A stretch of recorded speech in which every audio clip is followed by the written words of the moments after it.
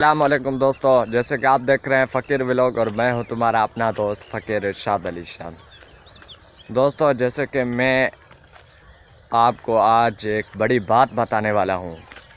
وہ بات ہے میرے دوست کے یوٹیوب چینل میں گڑبڑ ہو گئی ہے، اور وہ کیسے گڑبڑ ہو چکی ہے اور اس نے کیا ایسا لگایا جو اس کا یوٹیوب اب کبھی گرو نہیں ہو سکتا۔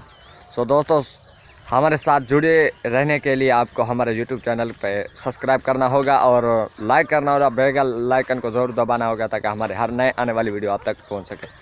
سو دوستو، میں اپنے دوست کی آج آپ سے کہانی شیئر کرتا ہوں کہ میرے دوست نے ایسا کیا کیا اپنے یوٹیوب کے ساتھ جو وہ اب گرو نہیں ہو سکتا۔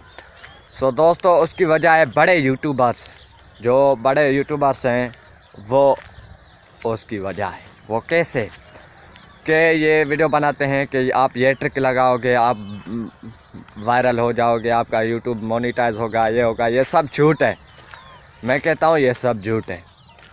دوستو، اپنی محنت کرو، اپنی محنت کے علاوہ کوئی ایسی ٹرک نہیں ہے، صرف محنت ہے۔ محنت کرو گے دوستو کامیاب ہو جاؤ گے۔